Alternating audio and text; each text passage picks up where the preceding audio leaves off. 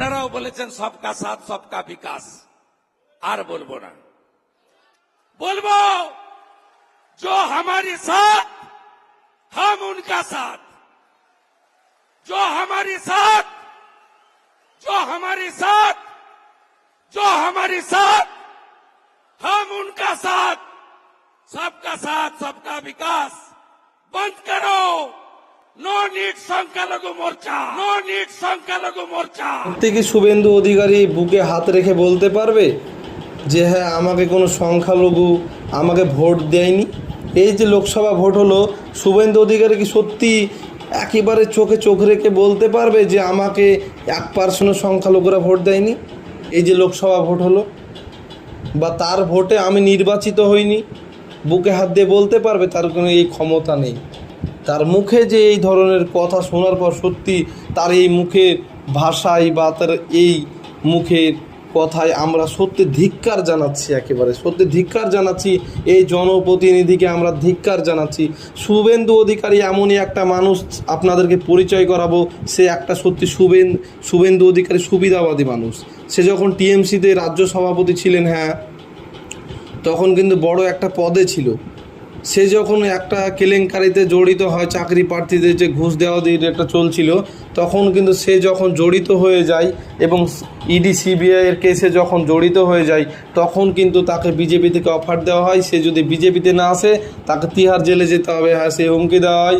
তখন কিন্তু একটা ফুটেজ ভাইরাল হয়েছিল, আপনারাও দেখেছেন যে হ্যাঁ টেবিলের এই পাশ করে কিন্তু কোটি কোটি টাকা কিন্তু এই পাশ ওই পাশ করছিল। হ্যাঁ শুভেন্দু অধিকারী কিন্তু সে টাকা কেলেঙ্কারিতে জড়িয়ে পড়েছিল। সে কিন্তু বিজেপিতে গেছে। হ্যাঁ সে একটা সুবিধাবাদী মানুষ। এরকম বহু টিএমসি নেতারা আছে যারা আজকে তিহার জেলে পৌঁছছে। তারা হয়তো ভেবেছিল আমাদেরকে দিদি বাঁচিয়ে নেবে, কিন্তু দিদি বাঁচাতে পারেনি। আর এই শুভেন্দু অধিকারী যে সুবিধাবাদী মানুষ, সে ভাবলো বিজেপিতে যাব, আর বিজেপি থেকে গেলে আমি মুখ্যমন্ত্রী হয়ে বেরিয়ে যাব। কিন্তু তার যে নোংরা রাজনীতি, পাশে ছবিটা দেখুন। সে যে এখন বলে যে মমতা বন্দ্যোপাধ্যায় ঘুমটা দিচ্ছে, এটা দিচ্ছে, ওটা দিচ্ছে, পাশে ফটোটা আপনাদেরকে দেখাচ্ছে, আপনারা দেখুন। এটাই সত্যি, এটাই শুভেন্দু অধিকারী। আপনারা ভাবছেন যে হ্যাঁ শুভেন্দু অধিকারী যদি সত্যি ক্ষমতায় আসে আমাদেরকে এটা করে দেবে, ওটা করে দেবে, শিল্প এনে দেবে, এটা এনে দেবে। আরে এগুলো সব ভাউতাবাজ। এদের গিরগিটির মতো রং বদলায় এরা পরিবর্তন আনবে? এরাই তো রাজ্যটাকে শেষ করলো মমতার সাথে হাত মিলিয়ে। আমি একটা কথাই বলবো, একজন সাংসদ হিসেবে, একজন মাননীয় মুখ্যমন্ত্রীর সৈনিক হিসেবে, যে আগামী 2016 সালে এই জেলার 5টি নয় 6টা বিধানসভা কেন্দ্রই মাননীয় মুখ্যমন্ত্রীর হাতে তুলে দেওয়ার শপথ নিয়ে আপনারা বাড়ি যাবেন। আর এরা আজকে বিজেপিতে গিয়ে ধোয়া তুলসী পাতা হয়ে গেল। আজকে একে দিয়ে পরিবর্তন আনবে? আপনারা ভাবছেন এই শুভেন্দু অধিকারী ক্ষমতায় আসলে এটা করে দেবে, ওটা করে দেবে? একে দিয়ে কোনোদিনই পরিবর্তন সম্ভব না। এরাই তো মমতার সাথে হাত মিলিয়ে এতদিন ধরে রাজ্যটাকে শেষ করে এসেছে। তারপর আমরা দেখতে পেয়েছিলাম 2021 সালে যখন ভোট হলো, তখন মুসলিমদের প্রতি শুভেন্দু অধিকারের বিশাল দরদ বেড়ে গেল। হ্যাঁ ভাবলো যদি সংখ্যালঘু ভোটগুলো আমরা হাতাতে পারি।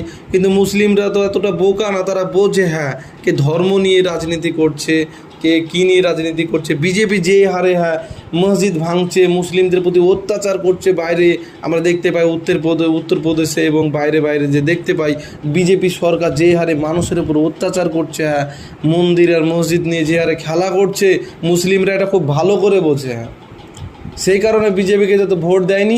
এখন শুভেন্দু অধিকারী একবার সরাসরি বলছে যে মুসলিমরা যখন ভোট দেয়নি তখন মুসলিমদের ভোট দরকার নেই, হিন্দুরা ভোট দিলেই হবে। আমি একটা কথা বলতে চাই যে এই যে বক্তব্যটা, এই মূর্খের মতো যে বক্তব্যটা রাখলো শুভেন্দু অধিকারী, এটাতে কার লাভ হলো? বিজেপির নেতারা আজকে সত্যি আজকে হয়তো পার্টি করছে শুভেন্দু অধিকারীর কথা শুনে যে হ্যাঁ যাই হোক আজকে 5% মতো যে সংখ্যালঘু ভোটগুলো বিজেপিতে ভোটটা পড়তো সেটাও হয়তো আর পড়বে না। সেটা পুরোপুরি আমাদের একেবারে দখলও চলে এলো। তারা কিন্তু সত্যি পার্টি করছে আজকে।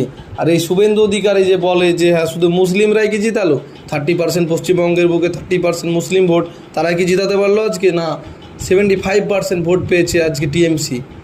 হিন্দুরা জিতিয়েছে মমতাকে, মুসলিমরা না, হিন্দুরা জিতিয়েছে। যে হিন্দু করছেন না শুভেন্দু অধিকারী, সেই কিন্তু আজকে হিন্দুরাই কিন্তু মমতাকে জিতিয়েছে। আজকে 75% ভোট এই লোকসভাতে মুসলিমরা জেতায়নি, হিন্দুরাই জেতাচ্ছে আজকে। তো শুভেন্দু অধিকারী ভাবলো যে না, মুসলিম ভোট তো পেলাম না, তো এই যে 2027 বিধানসভা ভোট আছে, আমরা যদি এই হিন্দু ভোটটাকে এক করতে পারি তাহলে হয়তো 27 কিছু একটা খেলা দেখাতে পারবো। তার জন্য তার এই যে নোংরা রাজনীতি, হ্যাঁ, তার যে রাজনীতি সিট বাড়ানোর জন্য যে হিন্দু মুসলিম করে, হ্যাঁ, সে একটা বিজেপির লিডার হয়ে যদি এই ধরনের কথা বলে হিন্দু মুসলিম করে, তাহলে তার নিচুতলার কর্মীগুলো তো খেপে যাবে। হ্যাঁ, তারা তো আর বড় বড় গণ্ডগোল পাকাবে। এই যে নোংরা রাজনীতি বিজেপির, এই যে নোংরা রাজনীতি, এটা কি আমরা ঘেন্না জানাই। সেই কারণেই আজকে কোনো মুসলিম বিজেপিকে ভোট দেয় না। হ্যাঁ, তারা যে নোংরা রাজনীতি করে, সেই কারণেই আজকে কোনো মুসলিম বিজেপিকে ভোট দেয় না। তো আপনাদের মতামত কমেন্ট করে জানাবেন। একটা জনপ্রতিনিধি হয়ে কি করে একটা জাতির ওপর এভাবে টার্গেট করে কথা বলতে পারে যে এই জাতির আমার ভোটের কোনো প্রয়োজন নেই। তাহলে যেই হিন্দুগুলো ভোট দিচ্ছে না আজকে বিজেপিতে, তাদেরকে কি বলবেন? তাদেরকে কোন ভাগে ভাগ করবেন? আজকে মুসলিমরা ভোট দিচ্ছে না বলে আজকে বলছেন মুসলিমদের ভোট দরকার নেই। আজকে যে হিন্দুগুলো আজকে আপনাদেরকে ভোট দিচ্ছে না, যে অযোধ্যায় যে আজকে আপনাদেরকে ভোট দিল না, গুহারা করে হারালো আজকে অযোধ্যায়, যেখানে রাম মন্দির প্রতিষ্ঠিত করেছেন, হ্যাঁ, সেখানে যে হিন্দুগুলো আজকে বিজেপি নোংরা রাজনীতিটাকে আজকে পছন্দ করলো না, হারালো, তাদেরকে কোন ভাগে ভাগ করবেন? আজকে উত্তরপ্রদেশে যে হারে গোহারা হারিয়েছে আজকে বিজেপিকে, হ্যাঁ, বিজেপির নোংরা রাজনীতিকে আজকে গোহারা যে হারে হিন্দুরা হারিয়েছে, তাদেরকে আজকে কোন ভাগে ভাগ করবেন? শুভেন্দু অধিকারের কাছে এবং কিছু কিছু যারা বিজেপি, যারা একেবারে বলে না গবর ভক্ত, হ্যাঁ, অন্ধ ভক্ত, তাদের কাছে এই প্রশ্নটা আমি রেখে গেলাম। আজকে শুভেন্দু অধিকারী যে মুসলিমদেরকে ভাগ করেছে, হ্যাঁ, এই পশ্চিমবাংলার বুকে আজকে অযোধ্যায়, তাই হিন্দুদেরকে তাহলে কোন ভাগে ভাগ করবে? এবং উত্তরপ্রদেশে এবং বিভিন্ন রাজ্যতে যে হিন্দুরাই হারিয়েছে আজকে বিজেপির নোংরা রাজনীতিকে, হ্যাঁ, তাদেরকে আজকে কোন ভাগে ভাগ করবে? সেই প্রশ্নটা আজকে রেখে গেলাম শুভেন্দু অধিকারীর কাছে।